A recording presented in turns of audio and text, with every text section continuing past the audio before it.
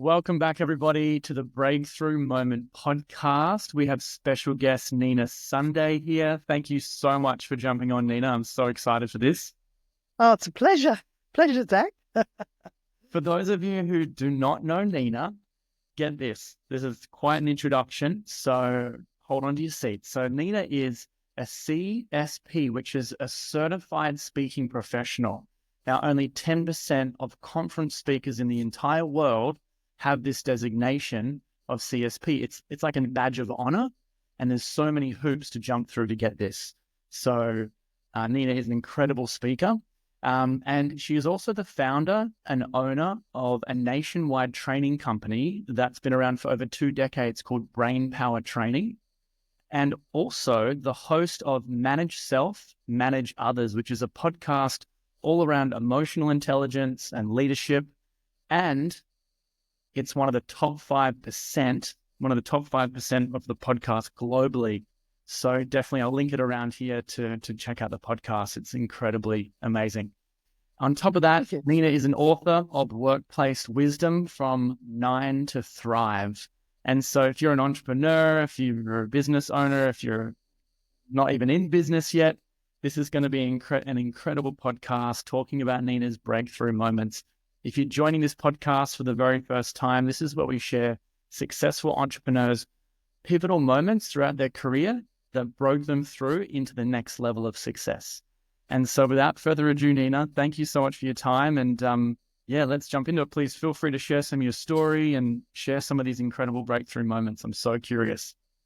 Very, very happy to do that, Zac. And well, of course, your questions trigger my, a review of key moments in my life. And look, the reason I'm self-employed is I was working in television. I did spend 3 years at film and TV school after having done a Bachelor of Arts and Diploma in Education, but deciding that I wanted a more creative career. And I had a job in television, but it wasn't really doing it for me. The idea of focusing on culture and making sure that you had a sense of progress and career direction, it just was absent in those days. So I sat down as an exercise and wrote down, what is the perfect career of my life? And I did things, and it wasn't until I wrote it out, it was about 40 plus sentences numbered. It wasn't until I wrote it out that I realized that I was describing self-employment, because I said, I have an office with windows that open so I have fresh air, because I'd been working in air conditioning. And I win awards and, whatever. And then I said, well, what are the top 5 areas that I know enough about that I could go self-employed or lead workshops in?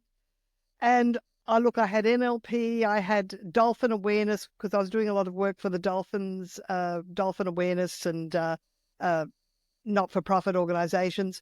I listed speed reading, I listed a few other things. And then I had been spending that previous 2 years, I'd stopped teaching speed reading for a training company that I'd been working with off and on for 10 years. I had my own little experimental group in a community college where I would teach they gave me a book to use as the textbook, but I said, can I just do my own thing? And so I would deliver a workshop, and I'd invent it in my head, and then it worked, and then they would all leave the room, and I would quickly write down what I wrote, what the lesson was. I sort of invented it with an experimental group. Anyway, I continued to work with that, fine-tune that for about 2 years. And then when I was doing this perfect career of my life, I realized that I had a new and better speed reading course. So I started accelerated reading and learning, and I did a little flyer. This was the very early days of computers. I think I started with a word processor using WordPerfect. I mean, that's how long ago it was, but took off. I mean, I even had a part-time job doing conference coordinating. I didn't need it. The minute I just went to the market, I just sent out lots of letters. In those days, we had letters. I joined the peak industry body for training, which is the Australian Institute of Training and Development. And I would say that's key.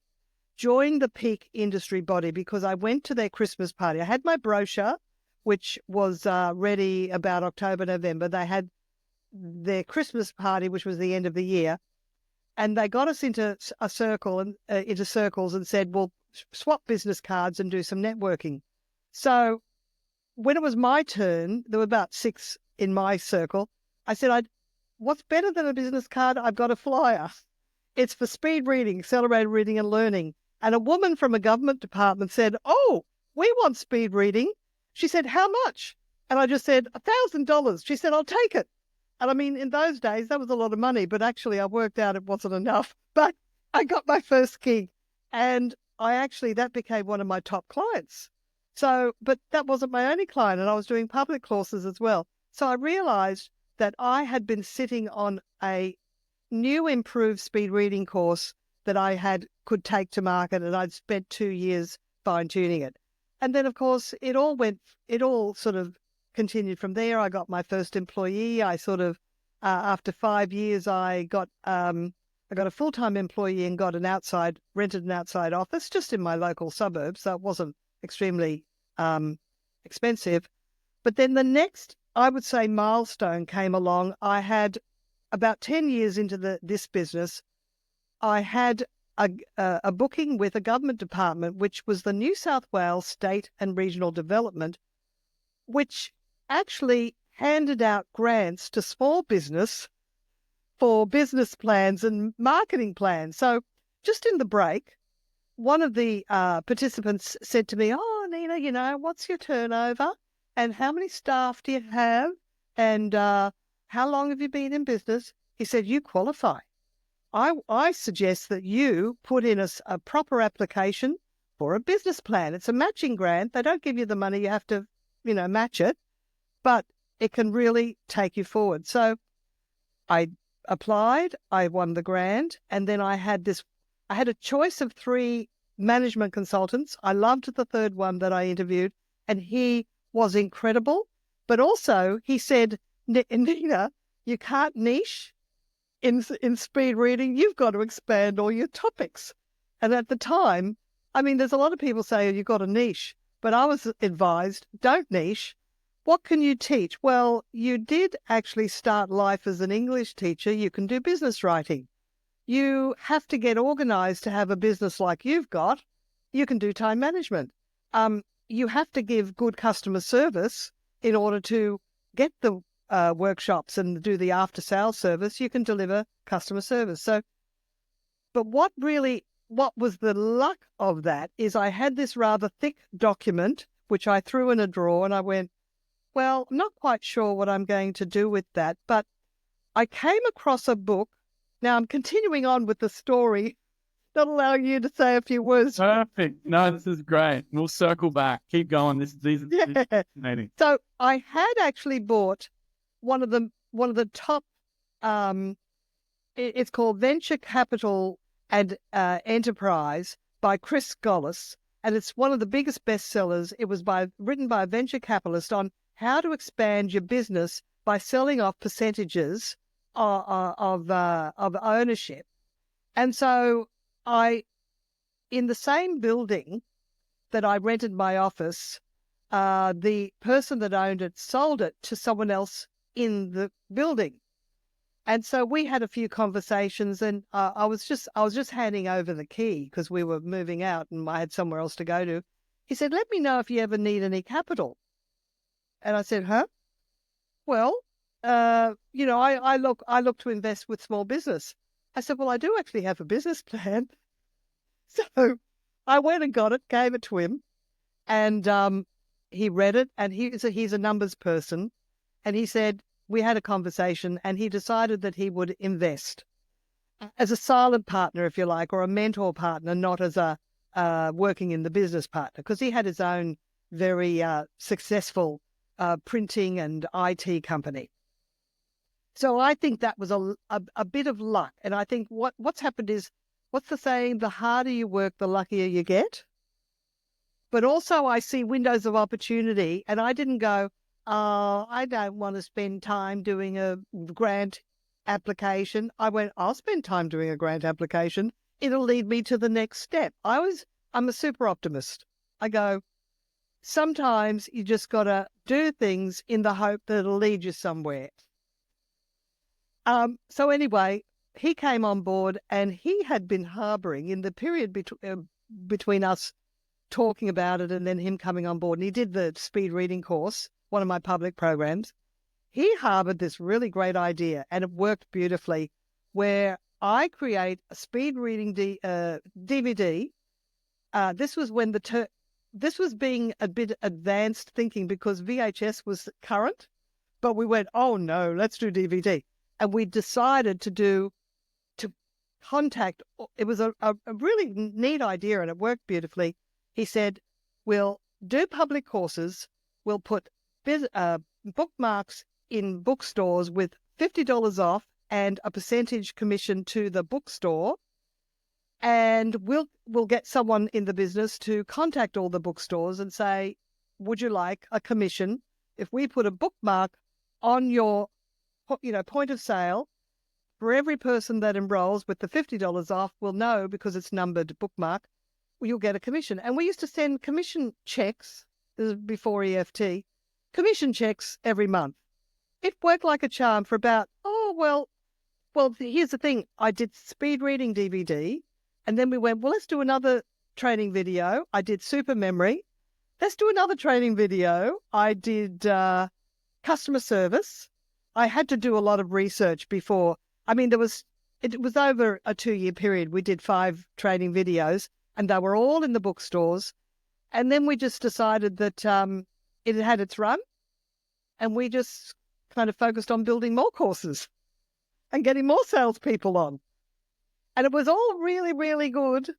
We were sort of touching the 1 mil, almost aiming for the 2 mil when the GFC, global financial crisis, came. Now, while that didn't put us out of business, it did really, it was a wet blanket. It put a real stop on the growth that we'd been experiencing. So, I don't know, we just plateaued, and then we just maintained, which I think is better than what a lot of companies had with the global financial crisis. But at the same time, I'd been so used to this successful run, I guess I didn't really know how to handle a black swan event like that.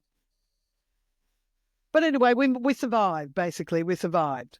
But then I can tell you a little bit more about the next milestone, but I think we'll leave it for you to say a few words. This has been so interesting. I could listen to your breakthrough moments all day, and congratulations on all your success. I think there's a key theme that's running through these 3 stories, and it seems like it's around the power of networking.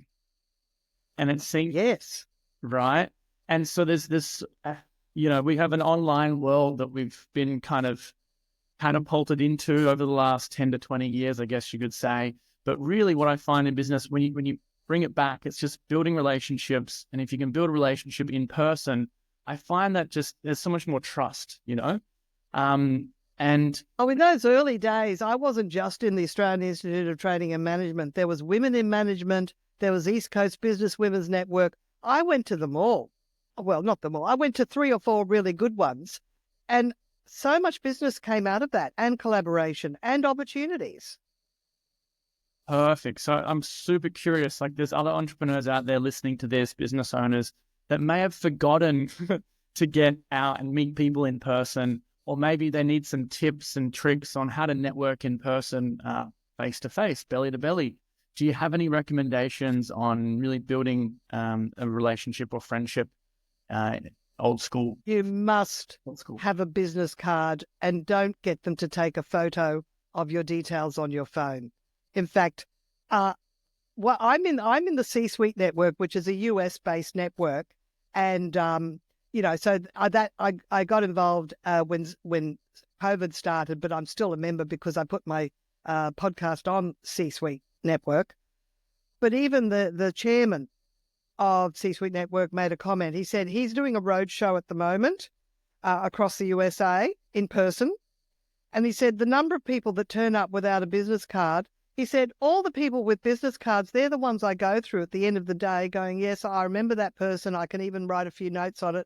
And there are ones that said, oh, take a photo of my details, or here's my QR code. And he said, I can't even remember them.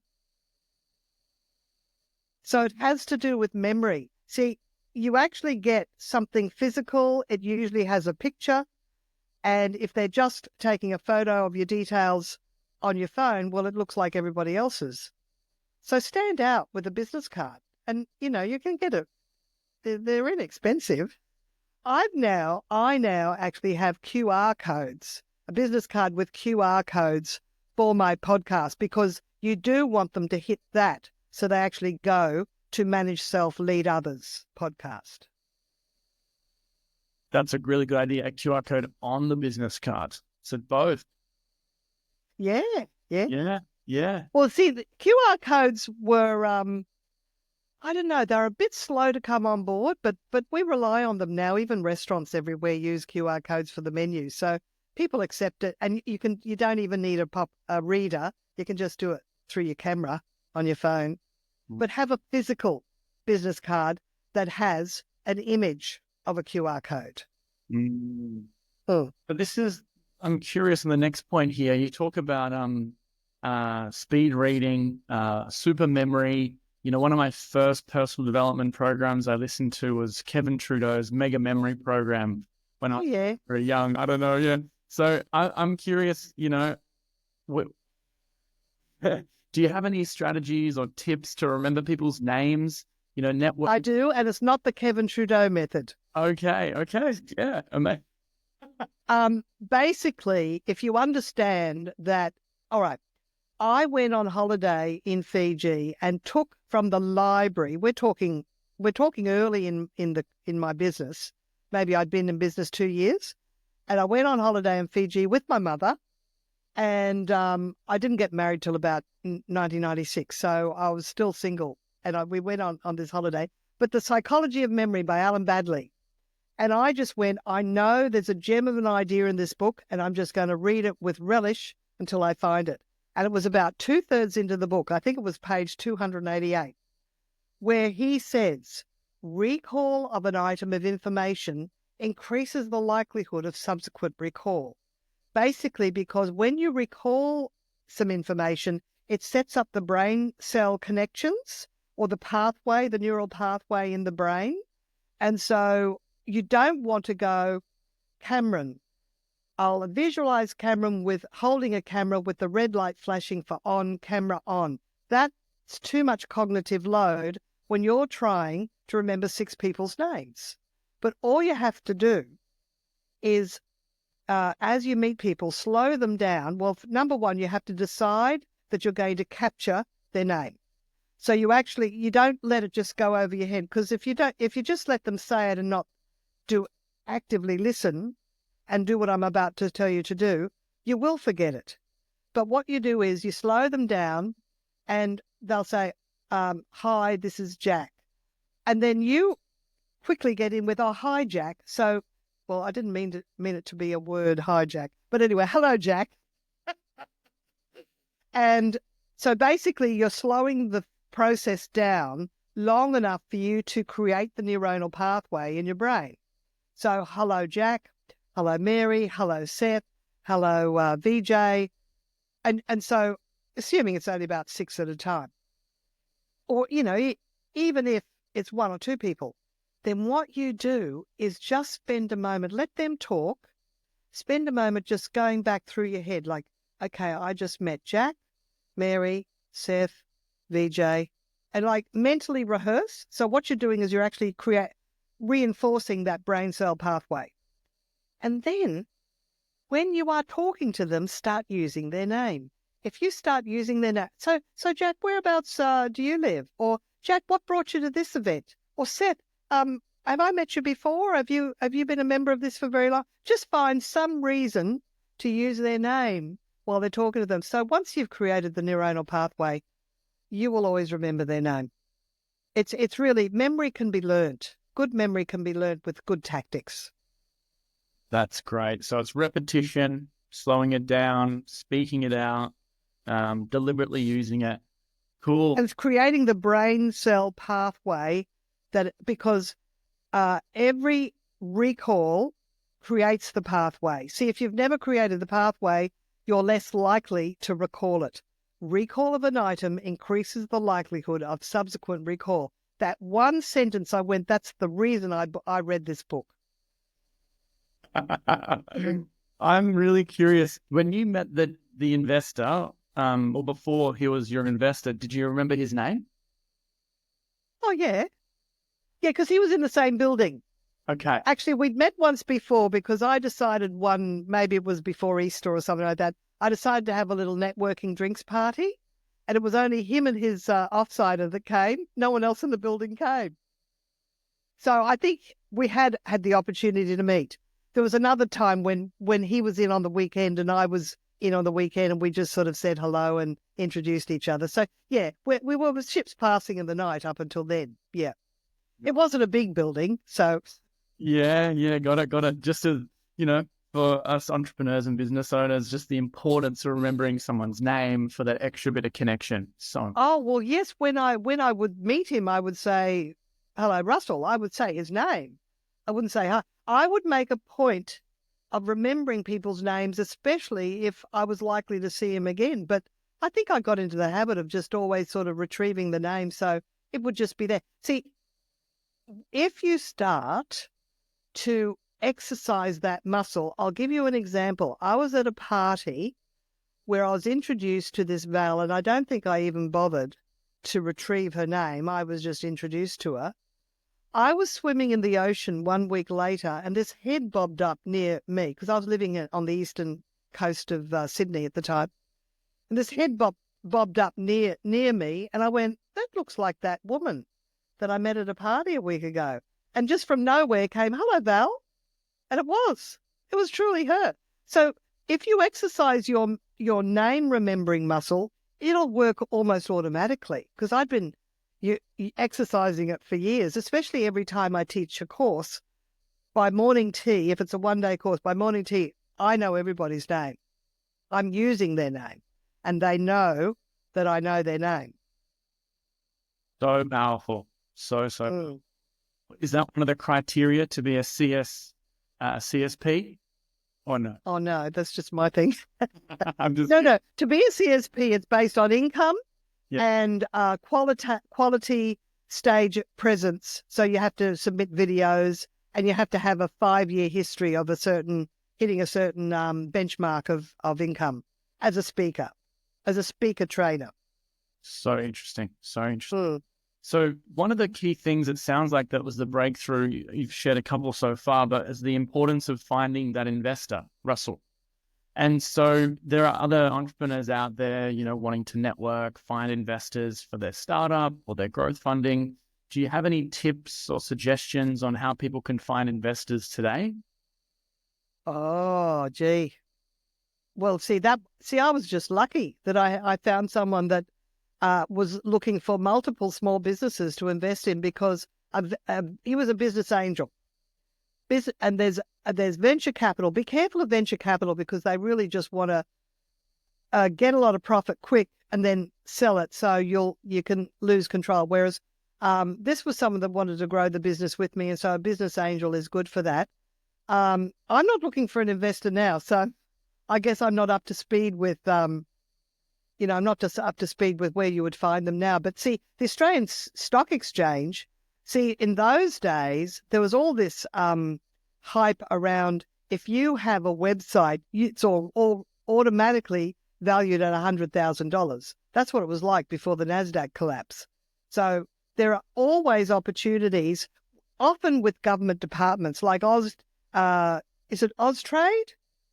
Yeah, I think you could. There's government departments that will help you if you want to expand overseas. There's R&D grants that you can get. Oh, when COVID hit, I applied for a grant from the Queensland government, and they helped me set up my podcasting studio. I got $10,000 to set up my podcasting studio. So I got my mic and my lights and a better computer and a better camera. A auto cue, that was great. that was expensive. But the thing is, I used it. And then the following year, in 2021, they had a second grant opportunity, and I used that to get a new website because my old one was 5 years old and was looking a bit old. So look for grants.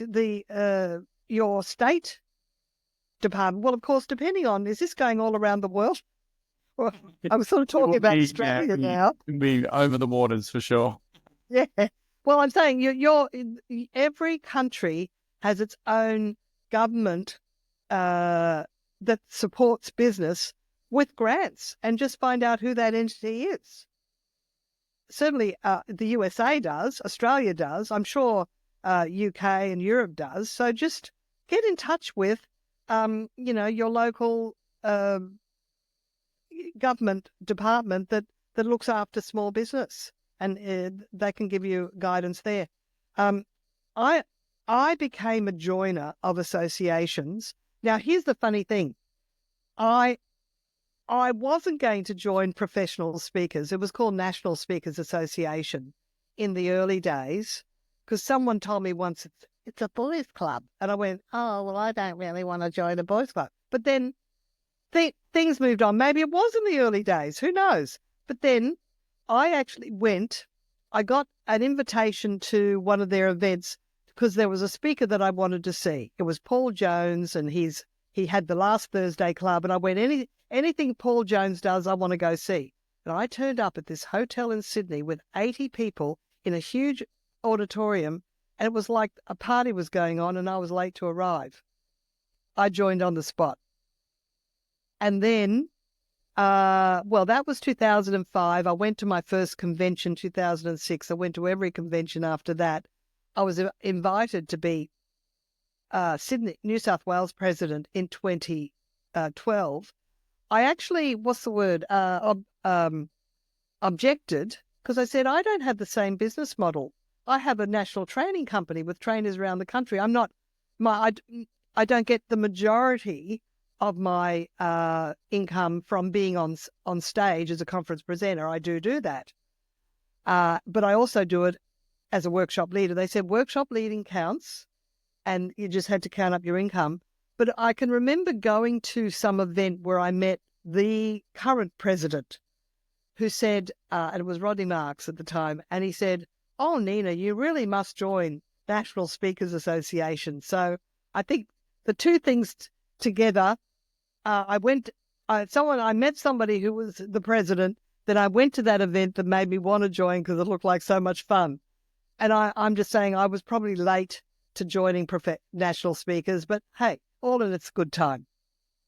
Everything, I believe in right timing. You can maybe into the year 2000, because I did do a workshop on how to be a conference presenter, but I think at the time I thought, no, I'm sort of more of a workshop leader, facilitator, bringing people out, having that conversation, making sure they get the aha moment, and over the course of a half day or a day, whereas conference speaking is 40 minutes, and you're often on planes, you're often in hotels, and I had a cat.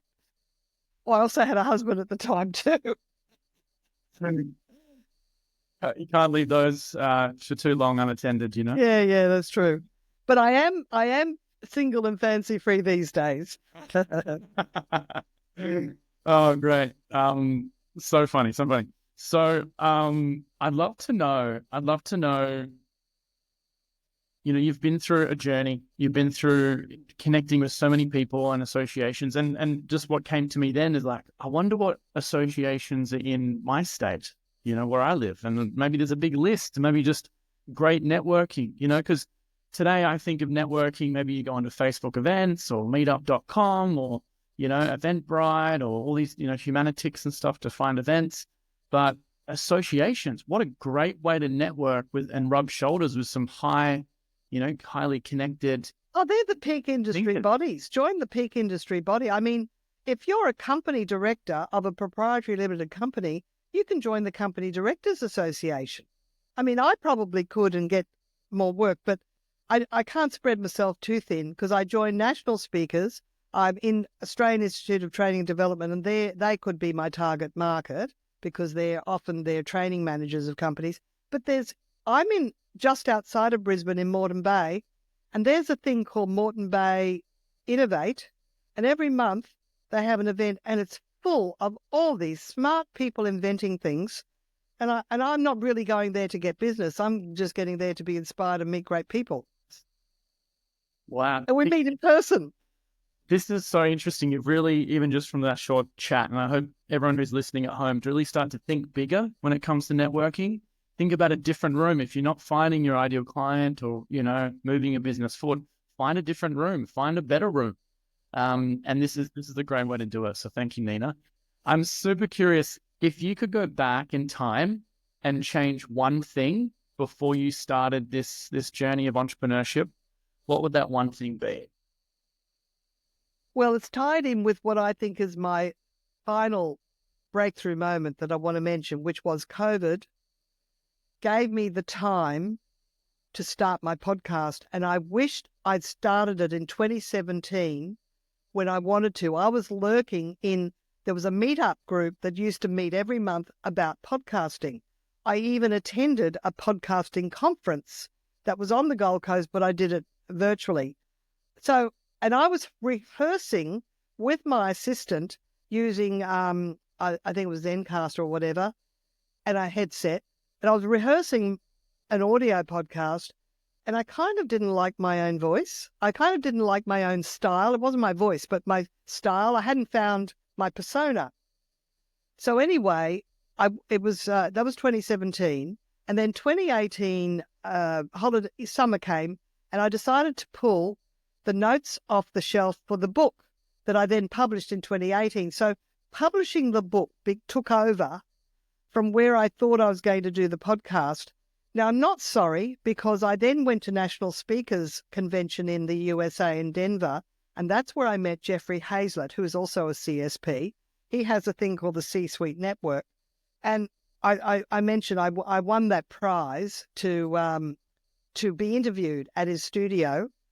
And so when COVID hit, and within a week, I went, well, if all our bookings have cancelled, and the government is giving us some JobKeeper, they called it, some money to live on, what can I do with my time? I can do a podcast, but rather than be a solo, which is what I thought it was going to be, I just got my own trainers that were from Sydney and Melbourne and Perth. I got them to have a 20-minute conversation. And then that's really when I found out that actually interviewing an interesting guest, like you were doing with me, was way more interesting than me trying to pontificate solo. So that really, and after I'd done 6 of those, I went, I've got my podcast. And that's when we came up with the name, and we just got it on Apple Podcasts, and then sort of the story, then it just flowed from there, flourished from there.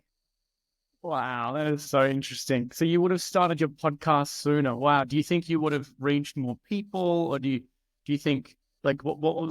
I would have got as good as I am now sooner. Yeah, the skill jump. Yeah, for sure.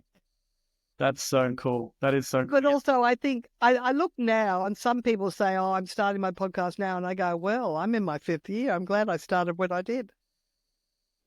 Oh, the other thing I regret, especially if, well, I don't know if it's relevant for everybody, but make sure you get professional photographs periodically that you can use in your promotional marketing collateral, because I did so many conference presentations without even getting a video of it. It's like, it doesn't even have to be paying a videographer. But now, anytime I have a big audience, like 600 people or 200 people, I get a videographer. It's worth the investment, because you can add that to your show reel or your marketing collateral.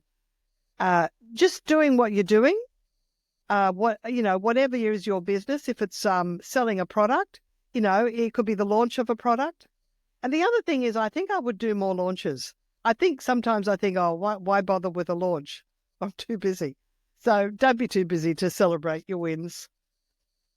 There's some golden nuggets here, Nina. Thank you. I'm thinking of so many people that should listen to this in terms of networking, podcasting, social media, content, becoming an authority. This is fantastic. I've got a friend of mine who's literally been wanting to start a podcast. Oh my gosh, for like probably 5 years or so as well. And he keeps talking to me about it. I'm like, come on, Patrick, come on, let's do this. So he's coming to Thailand in the next couple of days, and I'm really gonna kind of like, inspire him. Like, hey, look, I've just done 20 podcasts in the last couple of weeks with this new podcast. Let me get it off the ground, because he's got some great connections. Do you have any? There you go. You just have to have good questioning skills like you have, Zac. And I've honed my questioning skills. I look now at the transcript and I go, because we can edit, and I'll sometimes go, yeah, this particular guest sort of, didn't quite understand my question, or didn't quite, I think sometimes I ask a question that they can't answer. But what I can do is we can edit out the misspeak, we call it. We just went down a little dead end. But I can actually then very quickly come in with a big picture summary that then we can edit to. And I've sort of honed my skill over time so that if something untoward happens, every now and again I'm doing a big picture summary of just a sentence that then the editor can just quickly cut to. And you just sort of build up your skills as you go. That's a really good point. They say, the movie is created in the editing room, right? So with podcasting, it's similar too. So that's a great tip. Well, sometimes I've had to completely take the end bit and put it at the beginning, and the beginning bit put it at the end. I mean, coming up soon is, and by the time this goes to air, this will probably be published. It's with Maz Speaks, who has some A-lister stories with Arnold Schwarzenegger and Tony Curtis. And it was only at the end, because they were in her book, and she wasn't really wanting to focus on the stories in her book. And I said, well, tell me the story about Arnold Schwarzenegger. We've actually taken those stories and put it at the top, because I reckon they're the most interesting bits, and the rest are good too. Got it. That's a great idea. I'm sure the podcasting has opened up many doors for you. What's been some interesting opportunities or doors that have opened as a result of it? I'm super. Well, I go into companies and I'll teach communicating to influence, and also how to be a good leader. The 8 good behaviors of a leader. And I remember doing a workshop earlier this year where they really were hungry for how do you handle difficult conversations? It's okay to come in with all these tactics for communicating for rapport and influence. But what happens if it turns heated? And I realized that I had my own knowledge gap there. So I've now have got at least 4 conversations this year with experts on difficult conversations, each with their own spin on it. And it's like, well, now I'm the next expert as well, because I'm talking to so many experts on how to handle difficult conversations. So it's not that I'm repeating so much exactly what they're saying, but I'm kind of synthesizing it in a way that ties in with what I knew already, but also what happens if the conversation goes south, which was a gap in my own knowledge. So whenever I have a gap in my own knowledge, I just invite a guest on who maybe is strong in that area. Not to copy or to plagiarize, but, like any coach or any course that you do, the knowledge fills that gap, and it just comes out in your own unique way. You really do love learning. It sounds like from what you mentioned in terms of speed reading, mega memory, customer service, like doing what you mentioned before in terms of your training company, like all these different things. It seems like you really, really love learning. And if you want to become an authority in something, go interview those people. I'm sure that's been so fulfilling for you. Have you always loved learning and teaching? Is this just a natural thing, or is it something that developed? Well, as I say, I've been more than 20 years in the leading workshops. But see, remember I said earlier, I had this little, I was promoting dolphin awareness, dolphin and whales, doing a bit of fundraising, doing free talks about, asking questions about the life style of dolphins and whales, and interspecies communication. That's all very interesting. I went to a number of dolphin and whale conferences that had, Dr. John Lilly, who was the incredible person that was really into interspecies communication, as well as just people that were just, from the UK that were just could tell us stories about different friendly dolphins that would come into the harbour that was different to just a wild dolphin. So I think that was an interest early in the piece that then led me to, and I was teaching speed reading for an international company, but then I developed my own program, which was different in its own way. And certainly I continued to improve that. But then once the management consultant said, now you've got to open up all your topics, well, then I had to become an expert in time management. So I had to read. I still recommend people read Getting Things Done by David Allen, although his book wasn't around when I created my program. But the minute the book came out, I was recommending it to people. It's still a good book. It's been around for a while, but it's still a good book. The other book that I'd recommend that anybody read who is self-employed is Ray Dalio, Principles, Life and Work. It is very thick, but you don't have to read it from beginning to end. There's a whole section on meetings. What he says about meetings is very clever. He's very big on making sure that every staff member knows their Myers-Briggs type indicator. I'm very big on people knowing their DISC profile because I just think it's easier with only 4 styles. But the thing about Ray Dalio, the last time I looked, he was rated number 56 on Forbes' wealthy list. He's the 56th wealthiest person in the United States. And you might have heard of Warren Buffett. He's like Warren Buffett, except we haven't heard of him so much in Australia. And his culture was a trade secret. But then he had a health scare.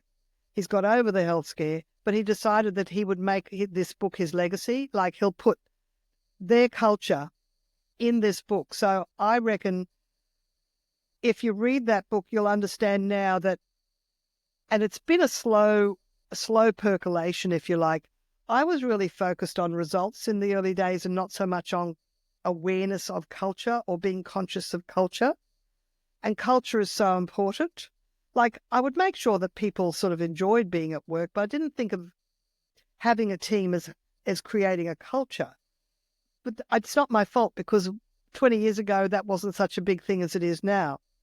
Make sure that you're focusing on the culture of leading people, and that will lead you to the financial results that you want. That's the slow boil. That's where bread became toast. I left a television because they couldn't give me culture. They couldn't say, this is where you're headed. Here's your career progression. They just kept saying, oh no, we can't show you how to be a director. And I'd already qualified as one from film and television school, but they just treated me like I was paid to do the job I was paid to do. And I went, well, no, that's not what I'm here for. I'm here to grow. I'm here to expand. I want to be, my fault, I should have said, the executive producer, I want to be in your chair one day. I never said that. I should have. I would have still been in television. I'm glad I didn't. I'm glad I am where I am now. Wow, so interesting. Those are some great books. I haven't actually read so you mentioned Getting Things Done by David Allen and also Principles by Ray Dalio. So yes. And I do love Daniel Kahneman's Thinking Fast and Slow. What is it? Thinking Fast and Slow. Yeah. Daniel, he was a professor. Daniel Kahneman, I think it's Kahneman. I might have added an E and I might have added an N. I'm not sure. I've got a copy inside. Okay. And what was that book about? Oh, well, it's really just understanding that, it's certainly for marketing. It's really, and I read a lot of Seth Godin books as well. I should have mentioned that. But, and his new book coming out is around strategy. But I love his book called The Practice, which really reminds you that we're only here. The practice is why we're here. So don't count the hours, just invest time in fulfilling your destiny. Find your destiny and fulfill it. But with Daniel Kahneman, what he talks about is, and it's very important for copywriting, is that, it's like if milk is 10% fat or 90% fat or 10% fat free, it's like, where do people focus their attention? Do they focus on the 90% or the 10%? And there's all this stuff about, in terms of comparisons and volumes, how to describe something in a way that will make it attractive to people. So don't tell them what it isn't, tell them what it is in a positive way. So there's a little bit of that in there, as well as a few mathematical predictions around probability. Yeah, it's good. It's a good read. Wow. And oh gosh, this is so great, Nina. And do you still use the speed reading system that you created back in the day? To the government departments that get me in 6 times a year. Yeah. Do you use that method when you read? I mean, oh, certainly, yeah. Amazing. I'm going to have to read that book. Reading physical books. I really prefer physical books. I do use audiobooks when I'm driving, because that's time that I don't get back, and I can use it to listen to a book. But oh yeah, absolutely. But that doesn't mean I speed read everything I read, because some novels are meant to be enjoyed slowly. I have a couple of favorite authors that it's so descriptive that I'm not really into the plot so much as the literary value of the words.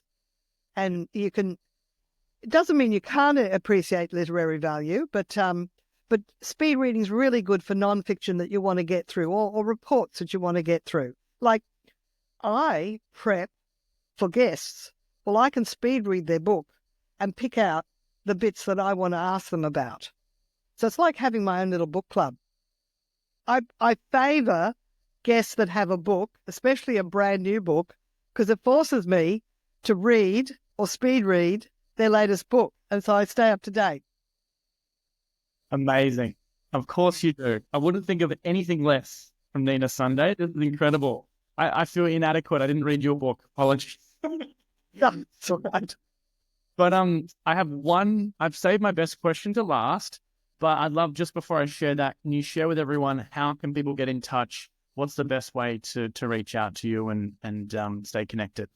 Well, number one, because my name is so unique, LinkedIn is good. I do have ninasunday.com as my speaker site, and my training site is brainpowertraining.com.au. So there are 3 ways there. Oh, and of course, the Manage Self Lead Others podcast, it's on YouTube, it's on Spotify as videos, and it's on just about every audio podcast app there is. I will link all your links around this video. Everyone, please check out Nina Sunday's social media, stay connected, get connected, do incredible work. So my final question is this, Nina. If you could challenge the listeners today, a push in a certain direction, a suggestion, or a challenge to do something after listening to today's episode, what would that challenge be? Well, just do it. If you have a good idea, just do it. Don't sit on it. People sometimes are risk averse, and they stop themselves, or they often seek advice from their friends, and you have to consider the source. If your friends are that you're asking are not a step ahead of you, don't listen to their advice. Because I had a girlfriend say to me, "Oh, did you get the business from doing the podcast?" Like a few months after I'd started it, like expecting me to say, "Oh no, it's not very good," because she just wanted me to spend time with her, socializing. And I went, she's not doing anything, and I am following my dream. And honestly, it's brought me so much joy.